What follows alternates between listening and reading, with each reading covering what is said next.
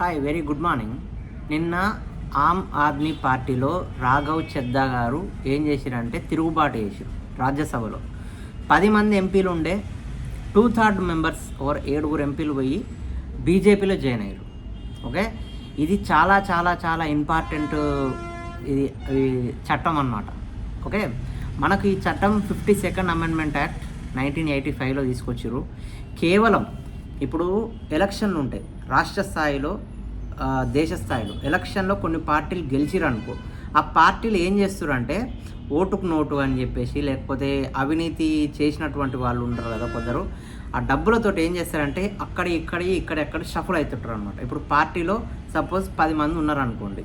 Okay, 2/3 అంటే 33% ఉంటారు కదా. ఇప్పుడు 10లో 7-6 ఉన్నారనుకోండి. వాళ్ళు కనుక పార్టీ జంప్ అయ్యారు అనుకోండి, ఆ పార్టీ మొత్తం విలీనమైనట్లే. అర్థమైందా? యాజ్ పర్ ఎలక్షన్ కమిషన్కి చెప్తున్నాను నేను. సో ఇది ఎంత ఇంపార్టెంట్ చట్టం అంటే దీని మీద పీవైక్యూ బిట్స్ చాలా పడ్డాయి, యూపీఎస్సీలో కూడా పడ్డాయి. ఓకే, మీకు ఎప్పుడైనా ఒక పార్టీ మారాలంటే ఏమేమి ప్రొవిజన్స్ ఉన్నాయి, లీగల్గా మీకు ఏమేమి ప్రొవిజన్స్ ఉన్నాయి, ఈ పార్టీ ఫిరాయింపులు అంతలో ఇంత పెద్ద చట్టంలో ఈ యొక్క ఫైనల్ ఓవర్ అంటే speaker. Okay, speaker decision is final. Okay, మీకు ఒక జడ్జిమెంట్ కూడా ఉంటుంది. స్పీకర్ డెసిషన్కి జ్యుడిషియల్ రివ్యూ ఉండదా అని ఉంటుంది. ఓకే, లోబడే ఉంటుంది. 3 months లోపల మీరు తీసుకోవాలని చెప్పేసి నిత్యం వార్తలలో నిలుస్తుంది. సంవత్సరంలో దగ్గర ఒక 6 నెలలు ఈ పార్టీ ఫిరాయింపుల చట్టం మీద సుప్రీంకోర్టులో ఏదో ఒక విధంగా ప్రతివాదనలు జరుగుతూనే ఉంటాయి. ఎందుకంటే ఇది అంత ఇంపార్టెంట్ చట్టం.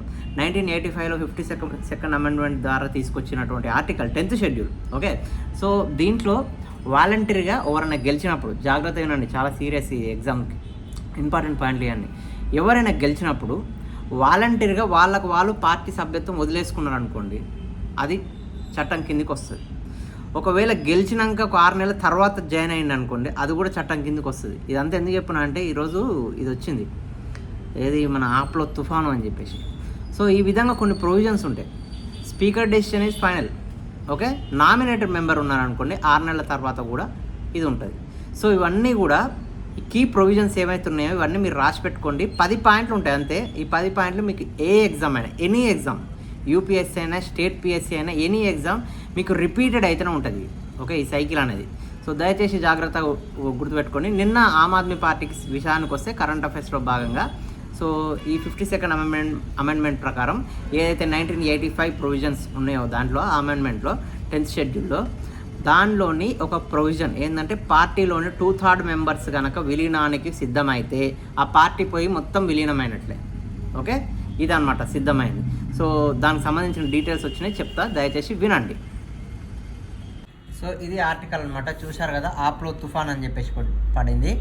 ఆప్ను వీడింది రాఘవ్ చెడ్డా, సందీప్ పాఠక్, అశోక్ మిత్తల్, నెక్స్ట్ వచ్చేసి స్వాతి మాలీవాల్, హర్భజన్ సింగ్, రాజేంద్ర గుప్తా, విక్రమ్ సాహ్ని. ఓకే, ఈ 7 ఏం చేశారంటే డిఫెక్షన్ వేసేసారు, అంటే తిరుగుబాటు చేసేసారు. సో సంజయ్ సింగ్, ఎండి గుప్తా, బల్బీర్ సింగ్, సిచేవాల్ అనేది ఇంకా ఉన్నారు పార్టీలో. సో 10 మందిలో 2/3, ఓకే, 2/3 మెంబర్స్ జంప్ అయితే పార్టీ విలీనం అయిపోయింది, ఆ పార్టీ.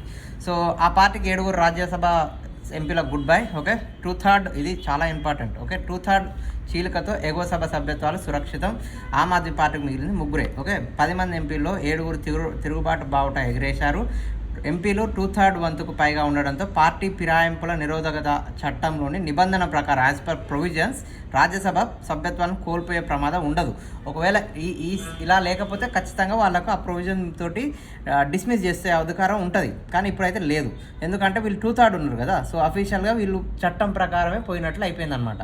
సో అదనమాట. సో దీనికి సంబంధించినటువంటి రాజ్యసభలో ఉపనేత పగ్గాల నుంచి రాఘవ్ను ఇటీవల తప్పించినందుకు, ఆయన తీసేసినందువల్ల ఇప్పుడు ఆయన పోయి బీజేపీలో చేరిరని చెప్పేసి ఒకటి ఇదనమాట. సో ఇది మెయిన్ ఆర్టికల్. ఇంకా ఎన్ఫోర్స్మెంట్ ఈడీ సోదాలు నిర్వహించింది. తర్వాత ఢిల్లీకి రాజ్యసభ నుంచి ఎన్నికైన స్వాతి మాలీవాల్ ఇదివరకే పార్టీ నాయకత్వంలో విభేదాలు ఉండడంతో ఆమె సభ్యురాల నుంచి ఈ 3తో పాటు హర్భజన్ సింగ్ ఇది ఓవర్ చేరిరు అని చెప్పేసి ఉంది. కారణం ఇదే, ఇది కూడా మీకు అవసరం లేదు, భాజపా కుట్ర ఇది కూడా అవసరం లేదు. సో ఇక్కడ ఉంది చూసిరా, ఆమ్ ఆద్మీ పార్టీ 7 ఎంపీలు భాజపాతో విలీనం కావడంతో ఎగువ సభలో కమలం పార్టీకి 113కి, నెక్స్ట్ ఎన్డీఏ బలం 146కు, అంటే ఓన్లీ కమలం అంటే బీజేపీకి ఏమో 113, ఎన్డీఏ బలం ఇప్పుడు 146 సాగుతుంది. మొత్తం 245 మంది ఉండే పెద్దల సభలో అధికార కూటమి 59%కు చేరింది. ఓకే, 2/3 మెజార్టీకి 17 మంది ఎంపీలు తక్కువ. ఓకే, ఓన్లీ 17 మంది వస్తే 2/3 మెజార్టీ ఉన్నట్టు. ఓకే, ప్రస్తుతం ఇండియా కూటమి 75, ఏ కూటమిలో లేని బలం 23. ఇది చాలా ఇంపార్టెంట్ అనమాట. సో ఈ విధంగా ఆమ్ ఆద్మీ పార్టీలో యాంటీ డిఫెక్షన్ లా ప్రకారం చట్టం ఉపయోగించుకొని ఈ విధంగా అందరు జంప్ అయ్యారు. ఓకే.